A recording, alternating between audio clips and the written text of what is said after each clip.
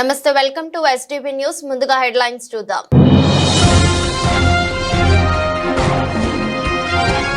ఢిల్లీలో కేంద్ర మంత్రి శ్రీనివాస వర్మకి తప్పిన పను ప్రమాదం.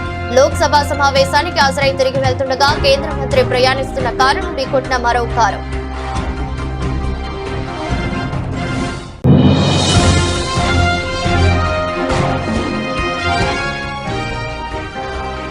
లబ్ధిదారుల ప్రభుత్వ చేయూతను సద్వినియోగం చేసుకోవాలి. మీడియా సమావేశంలో జిల్లా కలెక్టర్ డాక్టర్ జి లక్ష్మీసా వెల్లడి.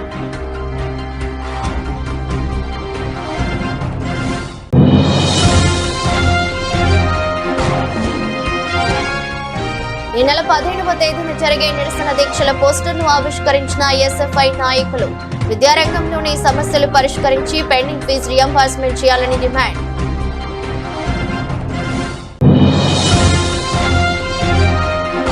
రాష్ట్ర వ్యాప్తంగా ఈ నెల 17వ తేదీ నుండి ఏప్రిల్ 1వ తేదీ వరకు జరగనున్న 10వ తరగతి పరీక్షలు. అవసరమైన చర్యలు తీసుకోవాలని జిల్లా కలెక్టర్లు, ఎస్పీలు తదితర అధికారులను ఆదేశించిన ప్రభుత్వ ప్రధాన కార్యదర్శి కె విజయానంద్. ఢిల్లీ కేంద్ర ఉక్కు భారీ పరిశ్రమల శాఖ సహాయ మంత్రి భూపతిరాజు శ్రీనివాస వర్మకు త్రుటిలో పెను ప్రమాదం తప్పింది. ఢిల్లీలోని పార్లమెంట్లో లోక్సభ సమావేశానికి హాజరైన అనంతరం భారీ పరిశ్రమలు, ఉక్కు మంత్రిత్వ శాఖ కార్యాలయానికి కేంద్ర మంత్రి శ్రీనివాస వర్మ వెళ్తుండగా విజయ్ చౌక్ వద్ద ఆయన ప్రయాణిస్తున్న కారును ఎదురుగా వస్తున్న మరో కారు ఢీకొట్టింది. ఈ ఘటనలో శ్రీనివాస వర్మ కాలికి తీవ్ర గాయమైంది. కేంద్ర మంత్రి కార్యాలయంలో వైద్య బృందం శ్రీనివాస వర్మకు ప్రత్యేక చికిత్స అందించారు. కాలికి బలమైన గాయం కావడం వల్ల విశ్రాంతి అవసరమని వైద్యులు సూచించారు. అయితే నర్సాపురం పార్లమెంట్ పరిధిలో గురువారం పలు కార్యక్రమాల్లో కేంద్ర మంత్రి శ్రీనివాస వర్మ పాల్గొనవలసి ఉండటంతో ఢిల్లీ నుంచి భీమవరంకి ఆయన బయలుదేరారు.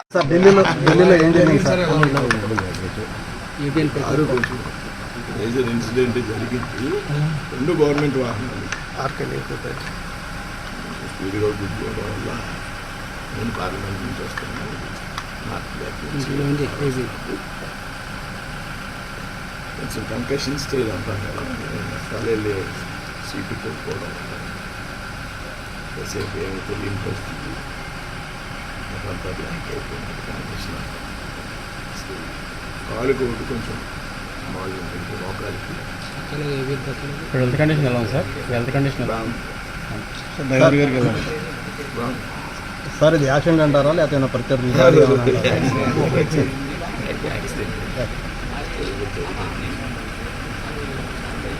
కొంచెం స్పీడ్లో ఉన్నాయి. కొన్ని సంఘటన యాక్సిడెంట్. ఢిల్లీలో ప్రభుత్వం చికిత్స తీసుకున్నారండి. చికిత్స పంపించారు.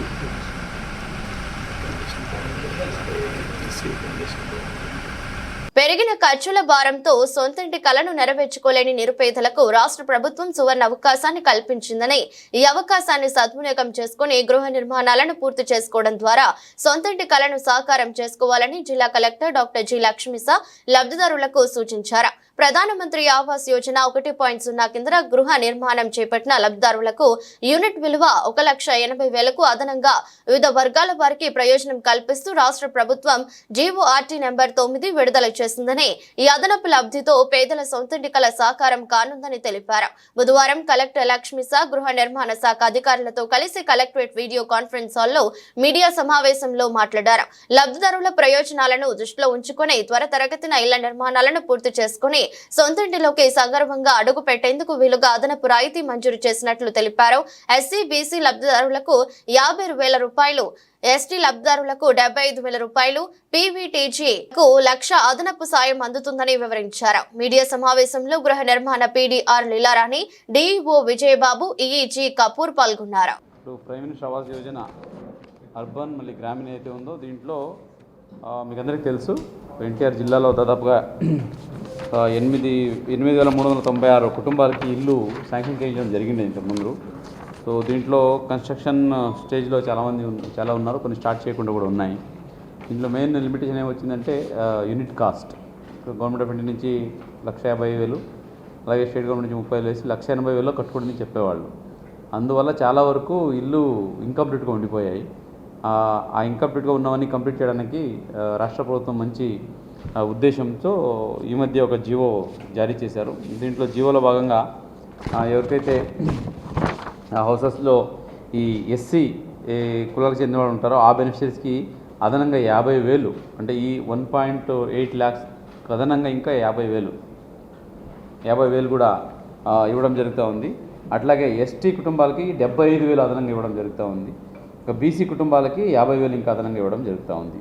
అలాగే పీవీటీజీస్ కనుక అయితే ప్రిమిటివ్ ట్రైబల్ గ్రూప్స్ అయితే 1 లక్ష అదనంగా ఇవ్వడానికి జియో పాస్ చేశారు. దీన్ని ఇప్పుడు మన జిల్లాలో అమలు చేయబోతున్నాము. ఈ జియో కింద మన జిల్లాలో ఎస్సీస్లో 3,822 మంది బెనిఫిట్ పొందుతున్నారు. అలాగే ఎస్టీస్లో 556 మంది, అలాగే బీసీ కులాల్లో 4,018 మంది బెనిఫిట్ అవుతున్నారు. ఇది ఒక మంచి కార్యక్రమం. దీనికి ప్రతి గ్రామాల్లో కూడా మనము అవేర్నెస్ క్రియేట్ చేయాలి. ఎవరైతే ఆర్థిక స్తోమత లేకుండా స్టార్ట్ చేయలేకపోతున్నారో వాళ్ళకి మోటివేట్ చేసి చేయించాలి. ఇల్లు కన్స్ట్రక్షన్ మొదలు పెట్టాలి. దీనికి దశల వారీగా వాళ్ళకి పేమెంట్ కూడా చేయడం జరుగుతుంది. ఇప్పుడు each beneficiary house to house visit చేసి వాళ్ళు ఎవరైతే ఇంకా స్టార్ట్ చేసుకోలేదో సో వాళ్ళకి కూడా మోటివేట్ చేయడానికి మనము మార్చ్ 10వ తారీఖు నుంచి వీ విల్ టేక్ డ్రైవ్ లాగా టేకప్ చేస్తాము. సో వాళ్ళు స్టార్ట్ చేయగానే వాళ్ళకి ఎఫ్టీఓ అప్లోడ్ చేయగానే ఫస్ట్ పేమెంట్ వాళ్ళ ఖాతాలో పడుతుంది.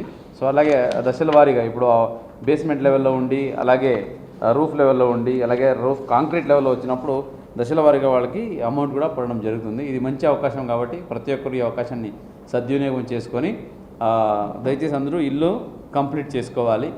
దీనికి ఈ వేరే ఎక్కడ ఏ రాష్ట్రంలో కూడా ఇంత ఉపయోగం ఇంత అనుకూలంగా ఉన్న పాలసీ లేదు. ఓన్లీ గవర్నమెంట్ ఆఫ్ ఇండియా నుంచి ఇచ్చేదాన్ని బట్టి కట్టిస్తున్నారు. ఇక్కడ స్టేట్ నుంచి అదనంగా ఇంకా 50,000 కుటుంబాలకు ఇవ్వడము, లేదా 75,000 ఎస్టీ కుటుంబాలకు ఇవ్వడము, 1 లక్ష పీవీటీజీ కుటుంబాలకు ఇవ్వడము చాలా మంచి పరిణామము. దీన్ని దయచేసి అందరూ ఉపయోగించుకోవాలి.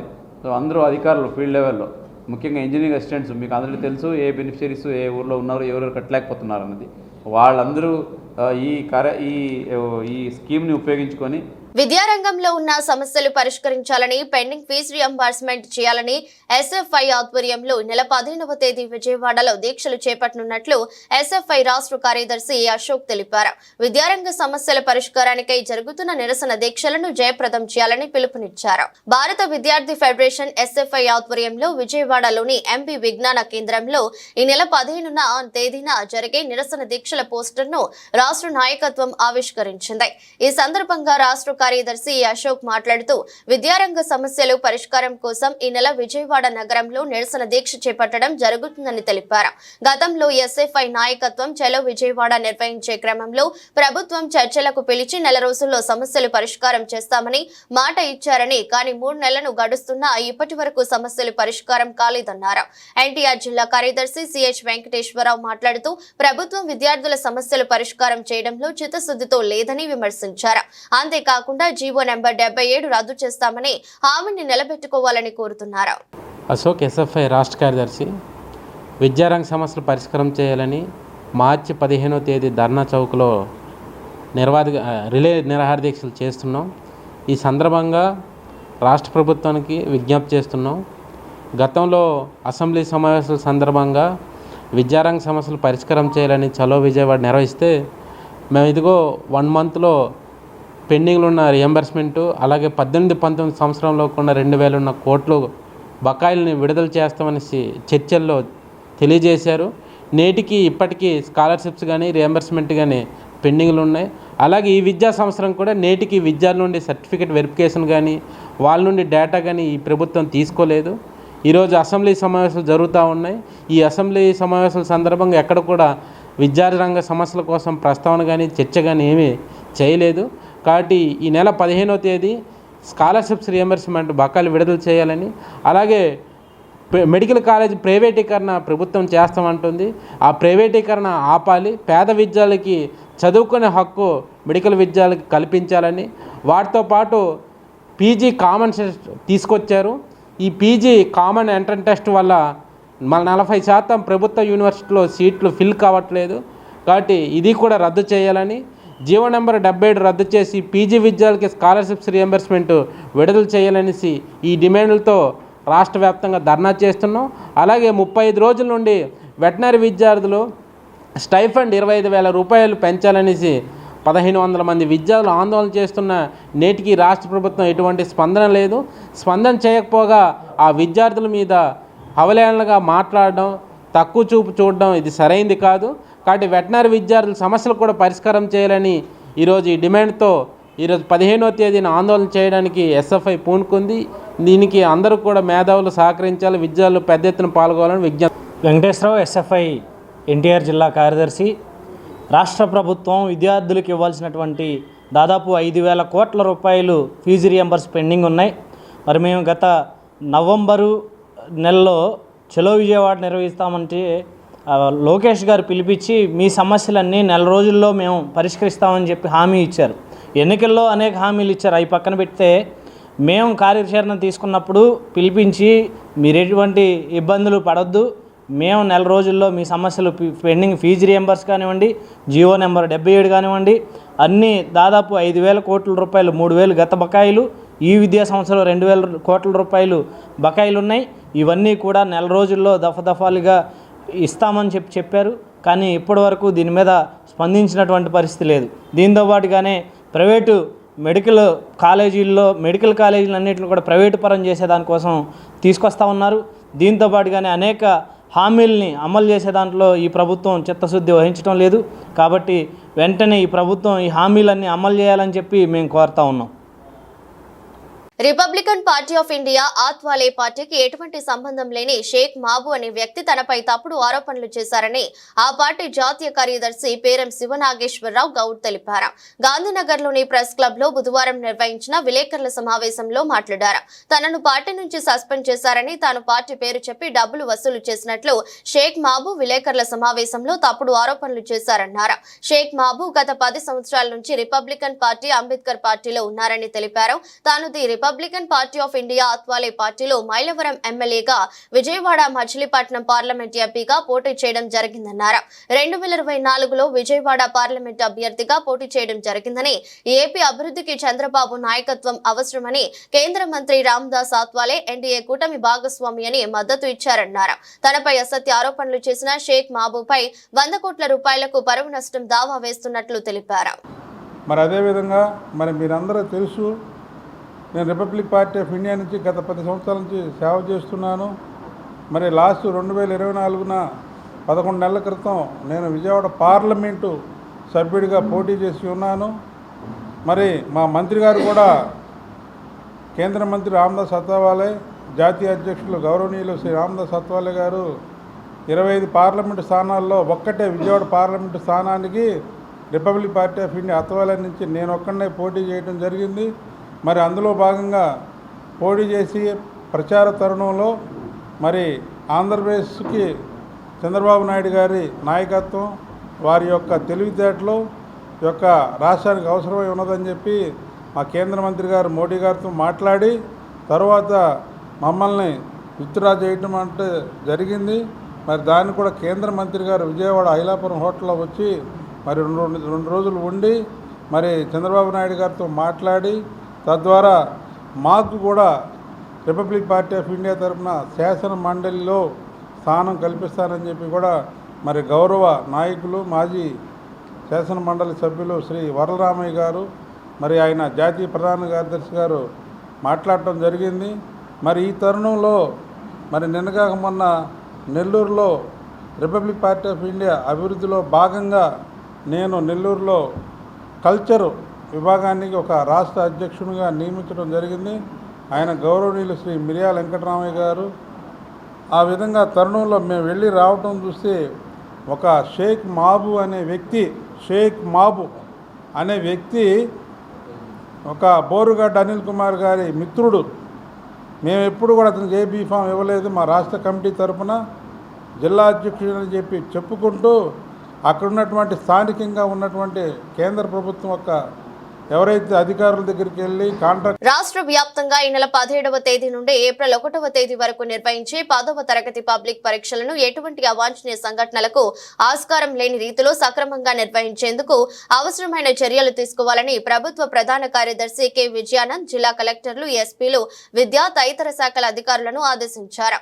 10వ తరగతి పరీక్షలపై బుధవారం రాష్ట్ర సచివాలయం నుండి జిల్లా కలెక్టర్లు, ఎస్పీలతో వీడియో సమావేశం ద్వారా సన్నాహక ఏర్పాట్లపై సమీక్షించారు. ఈ సందర్భంగా సందర్భంగా ఆయన మాట్లాడుతూ పరీక్షల నిర్వహణలో ఎలాంటి అవాంఛనీయ సంఘటనలు జరగకుండా కట్టుదిట్టమైన చర్యలు తీసుకోవాలని ఆదేశించారు. చీఫ్ సూపరింటెండెంట్ మినహా ఎవరి మొబైల్ ఫోన్ను పరీక్షా కేంద్రాల్లోకి అనుమతించరాదని స్పష్టం చేశారు. ఎవరైనా మొబైల్ ఫోన్లు తీసుకువస్తే వాటిని పరీక్షా కేంద్రాల ప్రధాన గేటు వద్దే వాటిని సేకరించి భద్రపరిచి పరీక్ష అనంతరం వాటిని తిరిగి అప్పగించాలన్నారు. ఈ సమావేశంలో సాధారణ పరిపాలన శాఖ ముఖ్య కార్యదర్శి ముఖేష్ కుమార్ మీనా, CCLA జయలక్ష్మి, పలువురు విద్యాశాఖ అధికారులు పాల్గొన్నారు. అలాగే జిల్లా కలెక్టర్లు, ఎస్పీలు, జేసీలు, DEOలు, సంబంధిత శాఖల అధికారులు ఈ సమావేశంలో వర్చువల్ గా పాల్గొన్నారు. విజయవాడ సెంట్రల్ నియోజకవర్గం మధురానగర్ నేతాజీ రోడ్లో ROB నిర్మాణానికి చేసిన ప్రతిపాదనలను రద్దు చేశామని సెంట్రల్ నియోజకవర్గ ఎమ్మెల్యే బూండా ఉమా మహేశ్వరరావు తెలిపారు. మనకు ROB కావాలి కానీ ఈ రోడ్డులో నుంచి అవసరం లేదని, ROBనా RUBనా అనేది రైల్వే అధికారులతో ఇన్స్పెక్షన్ చేయిస్తామన్నారు. రెండోసారి సర్వే చేయించి రైల్వే అధికారులు కలెక్టర్తో మాట్లాడి ఎవరికి ఇబ్బంది లేకుండా చేసే బాధ్యత తమదని తెలిపారు. సెంట్రల్ నియోజకవర్గంలోని 29వ డివిజన్ మధురానగర్ నేతాజీ రోడ్లో ROB నిర్మాణం వల్ల తాము ఇల్లు కోల్పోతున్నామని, రోడ్డున పడాల్సి వస్తుందని స్థానికులు ఆనం శ్రీనివాస్ ఆధ్వర్యంలో ఇటీవల ఎమ్మెల్యే బూండా ఉమా మహేశ్వరరావును కలిసి ఆందోళన వ్యక్తం చేశారు. దీనిపై స్పందించిన ఎమ్మెల్యే తానే స్వయంగా వచ్చి పరిశీలిస్తానని వారికి చెప్పడం జరిగింది. దీనితో సంబంధిత శాఖ అధికారులతో కలిసి ఎమ్మెల్యే బూండా ఉమా బుధవారం సాయంత్రం ఆ ప్రాంతాన్ని పరిశీలించారు. అధికారులు తయారు చేసిన ప్రతిపాదనలు పరిశీలించి స్థానికులకు ఇబ్బంది కలిగించే ఈ ప్రతిపాదన వద్దని చెప్పారు. ఆనం శ్రీనివాస్ స్థానికులు, మహిళలు ఎమ్మెల్యేకు కృతజ్ఞతలు తెలిపారు. నేతాజీ రోడ్లో రెండు వైపులా 40 అడుగులు మార్కింగ్ చేశారని, అక్కడ ఉన్న ఇల్లు పగులకొట్టి రైల్ ఓవర్ బ్రిడ్జి నిర్మించాలని ప్రతిపాదనలు చేశారన్నారు. స్థానికులు ఆందోళనకు గురై తన వద్దకు వచ్చారని అన్నారు. నేతాజీ రోడ్లో నుంచి ROB వెళ్లడానికి వీల్లేదని ప్రతిపాదనలు రద్దు చేశామన్నారు. ROB కావాలి కానీ ఈ రోడ్డు నుంచి వద్దని చెప్పామని తెలిపారు. ROBని రద్దు చేయించినందుకు స్థానికులు కృతజ్ఞతలు తెలిపారు. ఇళ్ల పట్టాల సమస్యను కూడా పరిష్కరించాలని కోరారు. విజయవాడ సెంట్రల్ నియోజకవర్గంలో ప్రధానంగా ఏంటంటే విజయవాడ రైల్వే జంక్షన్ అవటం వల్ల విజయవాడ సెంట్రల్ నియోజకవర్గంలోంచి దాదాపు 7-8 ప్రధానమైనటువంటి లైన్లు, రైల్వే లైన్లు వెళ్తూ ఉన్నాయి. దీంట్లో మధురానగర్ ప్రాంతంలో 2 రైల్వే గేట్లు ఉన్నాయి. అది వీళ్ళకి ఈ ప్రాంతం నుంచి సిటీలోకి వెళ్ళాలన్నా, BRTS రోడ్లోకి వెళ్ళాలన్నా, లేదంటే మరి ఇంకో ఏదన్నా పని మీద సత్యనాపురం వెళ్ళాలన్నా చాలా ఇబ్బందులు పడుతూ ఉన్నారు. పొద్దున్నే స్కూల్కి వెళ్ళే పిల్లలు గేట్లు పడటం వల్ల టైం చాలా వేస్ట్ అవుతుంది. అలాగే ఉద్యోగాలకు వెళ్ళేవాళ్ళు, పనులకు వెళ్ళేవాళ్ళు అందరూ కూడా ఎప్పటి నుంచో ఈ సమస్యను ఎదుర్కొంటూ ఉన్నారు. గతంలో నేను శాసనసభ్యుడిగా ఉన్నప్పుడు మధురానగర్ వాసులకి శాశ్వత సమస్య పరిష్కారం ఇచ్చే విధంగా అటేపు మెయిన్ మధురానగర్ వైపు డబల్ లైన్ RUBని నేనే శాంక్షన్ చేయించాం, పనులు మొదలుపెట్టాం. తర్వాత ప్రభుత్వం చివరిలో 50% పనులు పూర్తయినాక ప్రభుత్వం మారింది. ప్రభుత్వం మారినాక 5 సంవత్సరాల పాటు 9 నెలల్లో అవ్వాల్సినటువంటి డబుల్ లైన్ RUB 5 సంవత్సరాల పాటు పూర్తి చేయలేకపోయారు, చెత్త చేశారు. మళ్ళా నేను 2024లో మళ్ళీ శాసనసభ్యుడిగా ఎన్నికైన తర్వాత నేనే దాన్ని ప్రారంభించా. అంటే ఆ రోజు శంకుస్థాపన చేసింది నేనే, మళ్ళీ ప్రారంభించింది కూడా బోండావమని. మళ్ళీ దీన్ని రెండోది ఇక్కడ ఈ ప్రాంతంలో ప్రధానంగా ఉన్నట్టు పప్పుల మిల్లు దగ్గర రైల్వే గేటు. ఈ రైల్వే గేటు వల్ల ఎందుకంటే 40 సంవత్సరాల కిందటంటే జనాభా తక్కువ ఉండేవాళ్ళు. ఇవాళ వర్గ ప్రజలైన నేతాజీ రోడ్లోని గత 50 సంవత్సరాలుగా ఉంటున్నప్పటికీ ఇవాళ రైల్వే వాళ్ళు కానీ RMB వాళ్ళు కానీ ఒక ఫ్లైఓవర్ బ్రిడ్జి ఉందని చెప్పేసి భయా ప్రాంతాలకు చేసి మార్కింగ్లు చేసి ఉన్నారు. కానీ ఇవాళ నేనున్నా మీకు పదండమ్మ అని చెప్పి మా ముందు ఉండి నడిపించగలిగిన సెంట్రల్ ఎమ్మెల్యే బోండా సార్కి ముందుగా నేతాజీ రోడ్డు ప్రజలందరి తరఫున కూడా ఆయనకి చేతులెత్తి పాదాభివందనాలు చేస్తూ ఆయనకి కృతజ్ఞత తెలియజేశాము. అలాగే ఈ రోజున వచ్చి అసలు ఈ రోడ్డుకి ప్రతిపాదన లేదు, మీరు మర్చిపోండి అమ్మా, మీకు ఎలాంటి ఇది లేదు, నేనున్నానని చెప్పి పలుమార్లు కూడా ఆయన ఒక భరోసానివ్వడం ఈ నేతాజీ రోడ్డు ప్రజల్లో ఒక మంచి వాతావరణం అయింది. ఆందోళన నుంచి మంచి వాతావరణానికి మేలుకొల్పయింది. ఇది ఇవాళ జరిగినటువంటి ఈ యొక్క కార్యక్రమం పెద్ద ఎత్తున కూడా బోండా మహేశ్వర గారికి మరి నేతాజీ రోడ్డు ప్రజలందరి తరఫున కూడా ధన్యవాదాలు తెలియజేస్తూ మరి మేము ఇంతటితో ఇది చేస్తూ ఉన్నాము. అలాగే రిజిస్ట్రేషన్ సదుపాయం కోసం కూడా ఈ నేతాజీ రోడ్లో ఉన్న ప్రజలందరూ కూడా వారిని అడగడం జరిగింది. వారు నేను అది కూడా మీ అందరికీ పెట్టే ఉన్నానమ్మా, నేను త్వరలోనే మీకు ఆ యొక్క విషయం కూడా నా ఆఫీస్ వద్దకు కాదు మీ వద్దకే వచ్చి నేను చెప్తానని చెప్పి మరొక భరోసా ఇవ్వడం కూడా చాలా తృప్తికరమైన విషయంగా మిగిలి ఉందని చెప్పేసి తెలియజేస్తాం. అత్తలూరి స్వరూప అండి. మేము విజయవాడ మధురానగర్ నేతాజీ రోడ్లో ఉంటామండి.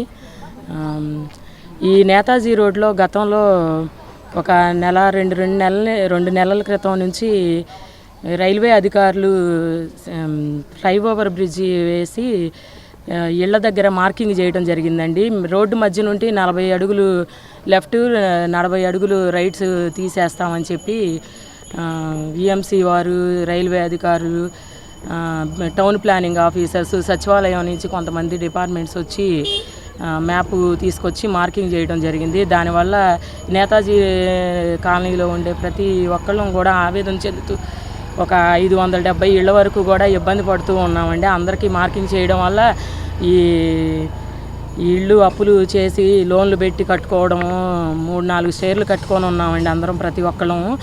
అవి మొత్తం కూడా పోతాయి. ఒక గది కూడా మిగలటం లేదండి. అటు 40 గజాలు ఇటు 40 గజాలు తీసివేస్తే ఆ గదిలోనే ఎలా ఉండాలి? మెయిన్ రోడ్డు అసలు ఇక్కడ అవసరం లేదండి, అంత ట్రాఫిక్ కూడా లేదు. ఒక కారు బైకు వెళ్ళే రోడ్డే కానీ ఒక లారీలు, ఒక పెద్ద పెద్ద వెహికల్స్ వచ్చే ట్రాఫిక్ ఉండే ఏరియా కూడా కాదు ఇది.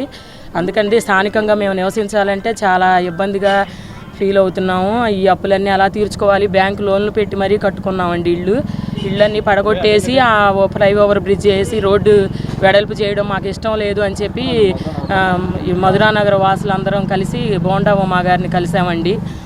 ఆ రోజు ఆయన చాలా ఆసక్తిగా రియాక్ట్ అయ్యి మా మీద ప్రేమతో మీ దగ్గరికే వచ్చి నేను సమస్యను పరిష్కారం చేస్తానమ్మా, ఆ రోడ్లో కాకుండా పక్కన వేరే 2-3 రోడ్లు ఉన్నాయి పులిమిల్ సెంటర్లోను.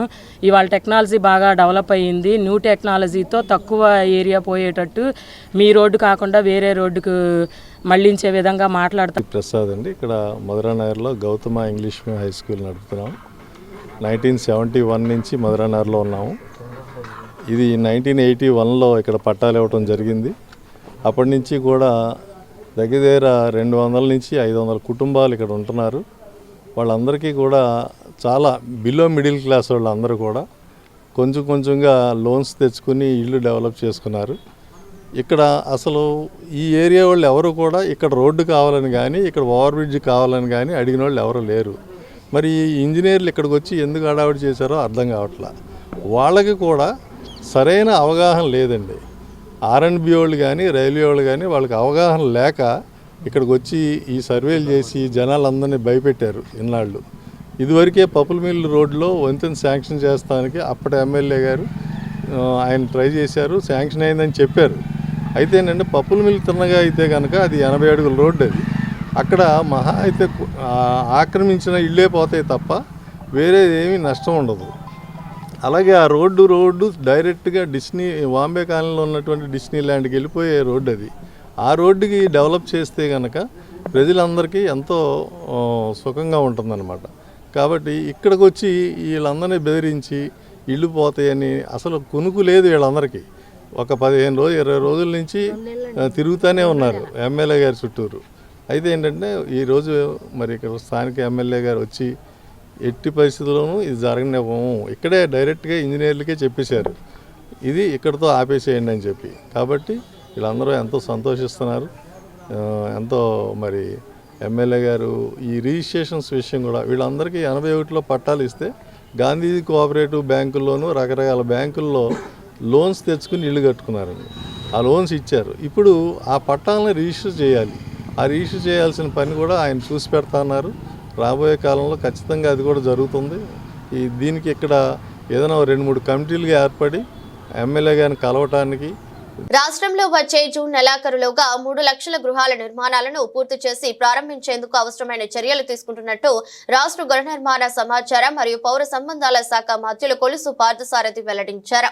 ఈ మేరకు బుధవారం అసెంబ్లీ మీడియా పాయింట్ వద్ద ఆయన మాట్లాడుతూ 2019-24 మధ్య కాలంలో రాష్ట్రానికి మొత్తం 18.4 లక్షల గృహాలు మంజూరైతే గత ప్రభుత్వం కేవలం 5.87 లక్షల గృహాలను మాత్రమే పూర్తి చేసి 12.20 లక్షల గృహ నిర్మాణాలను అసంపూర్తిగా విడిచిపెట్టేసిందని పేర్కొన్నారు. అదేవిధంగా 2014-19 మధ్య కాలంలో తమ ప్రభుత్వం ఎస్సీ గృహ నిర్మాణ లబ్ధిదారులకు 50,000, ఎస్టీలకు 75,000 అదనపు ఆర్థిక సాయం అందించేదని, కానీ గత ప్రభుత్వం ఈ అదనపు సాయాన్ని రద్దు చేయడమే కాక యూనిట్ విలువను 1.80 లక్షలకు తగ్గించేసిందన్నారు. ఈ మొత్తంలో కేవలం 30,000 మాత్రమే గత ప్రభుత్వం అందజేయడం జరిగిందని తెలిపారు. గృహ నిర్మాణానికి కేటాయించిన నిధులను కూడా గత ప్రభుత్వం అస్తవ్యస్త విధానాలతో వేరే పథకాలకు మళ్లించడంతో రాష్ట్రంలో గృహ నిర్మాణ పథకాలు పూర్తిగా పడ్డాయని మంత్రి పార్థసారథి స్పష్టం చేశారు. కూటమి ప్రభుత్వం అధికారంలోకి వచ్చిన వెంటనే చంద్రబాబు కృషితోనే పోలవరం ప్రాజెక్టుకు నేటికి 5,052 కోట్ల నిధులు అడ్వాన్స్ గా రావడం జరిగిందని జలవనరుల శాఖ మంత్రి నిమ్మల రామానాయుడు తెలిపారు. నాడు జగన్ ప్రభుత్వం కేంద్రం విడుదల చేసిన పోలవరం రియంబర్స్మెంట్ నిధులను సైతం దారి మళ్లించి ప్రాజెక్టును విధ్వంసం చేసిందన్నారు. నేడు డబుల్ ఇంజిన్ సర్కార్ ఫలితాలు పోలవరం పనులు ప్రగతిలో కనిపిస్తున్నాయని అంతర్జాతీయ నిపుణుల కమిటీ CWC PPAలను ఎప్పటికప్పుడు సమన్వయపరచుకుంటూ 2027 డిసెంబర్ కు ప్రాజెక్టు నిర్మాణ పనులు పూర్తి చేసేలా డిజైన్స్ కు అనుమతులు తీసుకుంటున్నామన్నారు. పాత్రికేయ మిత్రులందరికీ కూడా నమస్కారాలు తెలియజేసుకుంటూ 2019 నాటికి 72% పూర్తయినటువంటి పోలవరం ప్రాజెక్టు గత ప్రభుత్వ పాలన పాపం ఫలితంగా మరి విధ్వంసం గురైనటువంటి పరిస్థితుల్లో మళ్ళీ ఈరోజు కూటమి ప్రభుత్వం అధికారంలోకి వచ్చిన తర్వాత చంద్రబాబు నాయుడు గారి సారథ్యంలో మళ్ళీ విధ్వంసం నుండి నిర్మాణం వైపు అడుగులు వేస్తూ ఇప్పుడిప్పుడే మళ్ళీ పోలవరం మళ్ళీ గాడిలో పడుతూ ఇప్పుడిప్పుడే ట్రాక్ మీదకు వస్తున్నటువంటి పరిస్థితి మనందరం కూడా చూస్తూ ఉన్నాం. ఏదైతే డబుల్ ఇంజిన్ సర్కార్ యొక్క ఫలితం ఏంటనేది అటు అమరావతి రాజధాని నిర్మాణం కానీ, స్టీల్ ప్లాంట్ ప్రైవేటీకరణ నిలుపుదల కానీ, రైల్వే జోన్ సాధించుకోవడం కానీ, పెద్ద ఎత్తున పరిశ్రమలు పారిశ్రామికవేత్తలు ఈ ఆంధ్రప్రదేశ్ రాష్ట్రంలో పెట్టుబడులు పెట్టడానికి ముందుకు రావడం కానీ, ఇవన్నీ ఒక ఎత్తు.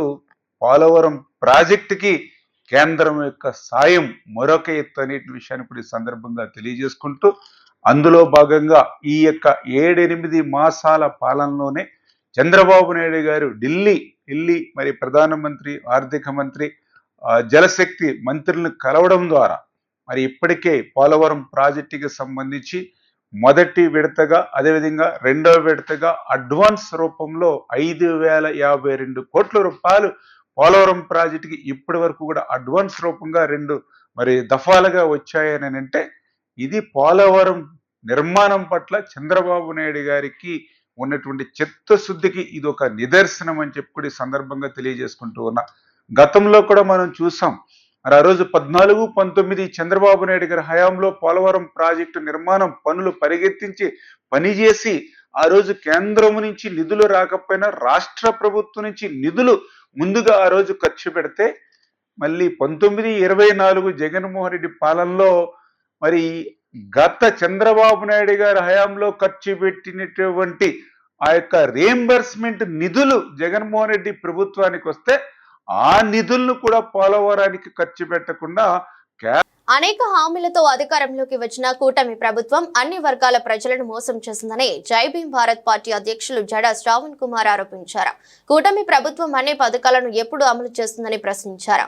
పథకాలన్నింటినీ పక్కన పెట్టి రెడ్ బుక్ రాజ్యాంగం అనే భావజాలంతో ముందుకు వెళ్లడం సమంజసం కాదని తూర్పు రారబట్టారు.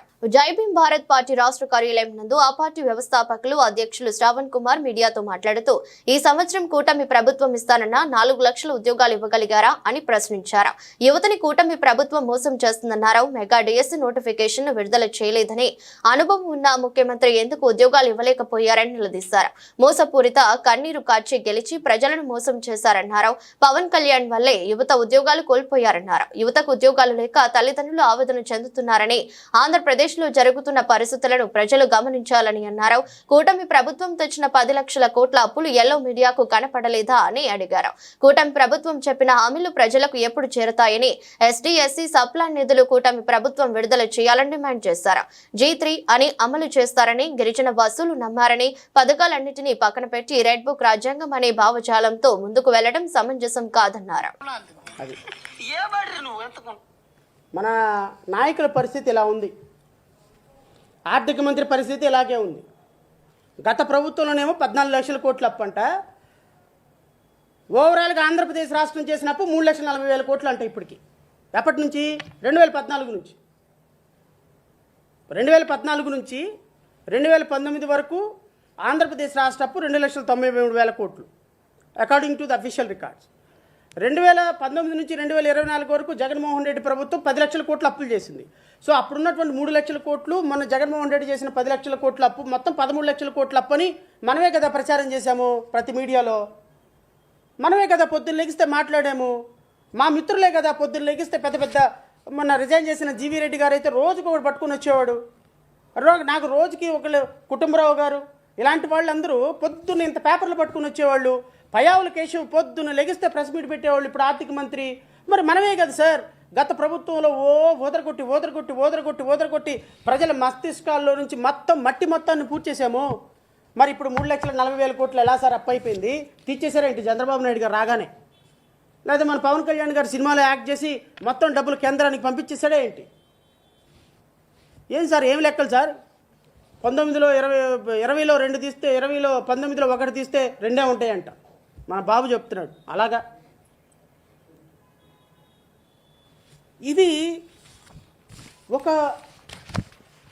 దురదృష్టకరమైనటువంటి పరిస్థితుల్లో ఆంధ్రప్రదేశ్ రాష్ట్రం ఫైనాన్షియల్ లాస్, పొలిటికల్ లాస్, ఇంకా law and order, lawlessness, what not Andhra Pradesh రాష్ట్రంలో ఒక రూపాయి పెట్టుబడి పెట్టడానికి ఎవరు వస్తారు? ఇవన్నీ వదిలేస్తే రాష్ట్రంలో జరుగుతున్నటువంటి పరిస్థితులు ఒక పక్కేమో నో కంపెనీస్, ఇంకో పక్కేమో నో ఎంప్లాయ్మెంట్, ఇంకో పక్కేమో రెడ్ బుక్ రాజ్యాంగం. I'm very sorry to say, what is a red book రాజ్యాంగం? I don't understand. అరే who are you? Nara Lokesh అనేటువంటి ఒక వ్యక్తి ప్రాబబ్లీ ఆయన 5 సంవత్సరాల్లో ఇబ్బంది పడి ఉండొచ్చు, మీ నాన్నగారిని అరెస్ట్ చేసి ఉండొచ్చు. But that does not mean మీరు లీగల్గా మీ మీద పెట్టినటువంటి కేసుల్ని లీగల్ ప్రాసెస్లోనే మీరు వాటిని ఎదిరించాలి తప్ప మీ ఇష్టం వచ్చినట్టు మాకు చట్టం ఉంది కదా మా చేతిలో మేము చుట్టంగా మార్చేసుకుంటాం, మా ఇష్టం వచ్చినట్టు కేసులు విత్డ్రా చేసుకుని రద్దు చేసుకుంటామంటే అది కాన్స్టిట్యూషన్ ఎలా అవుతుంది? అది ఒక లా ప్రొసీజర్ ఎలా అవుతుంది? అది ప్రజలకు ఇచ్చినటువంటి ప్రజాస్వామిక పరిపాలన అందిస్తామని ఏ విధంగా అవుతుంది? ఈరోజు మీ దగ్గర అధికారం ఉంది నారా లోకేష్. నేను నారా లోకేష్ గారికి కూడా చాలా వినయపూర్వకంగా ఆయన్ని కూడా నేను రిక్వెస్ట్ చేస్తున్నా, దయచేసి మీరు రెడ్ బుక్ రాజ్యాంగం అనేటువంటి సంస్కృతిని ఈ రాష్ట్రంలో తీసుకురావటం కొనసాగించడం మంచిది కాదు. వార్తలు ముగించే ముందు మరోసారి హెడ్లైన్స్.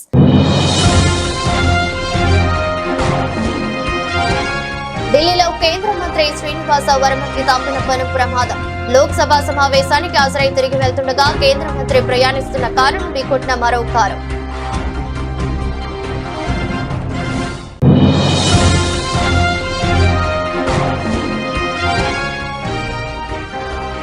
లబ్ధిదారుల ప్రభుత్వ చేయూతను సద్వినియోగం చేసుకోవాలి. మీడియా సమావేశంలో జిల్లా కలెక్టర్ డాక్టర్ జి లక్ష్మీసా వెల్లడి.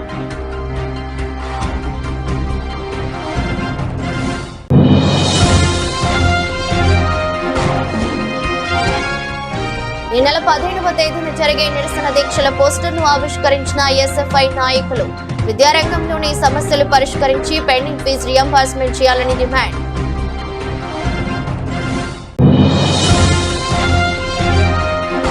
రాష్ట్ర వ్యాప్తంగా ఈ నెల 17వ తేదీ నుండి ఏప్రిల్ 1వ తేదీ వరకు జరగనున్న 10వ తరగతి పరీక్షలు. అవసరమైన చర్యలు తీసుకోవాలని జిల్లా కలెక్టర్లు, ఎస్పీలు తదితర అధికారులను ఆదేశించిన ప్రభుత్వ ప్రధాన కార్యదర్శి కె విజయానంద్. ఇదరస్ట్ బులెటిన్ మరో బులెటిన్లో మళ్ళీ కలుద్దాం. అంతవరకు సెలవు. నమస్కారం.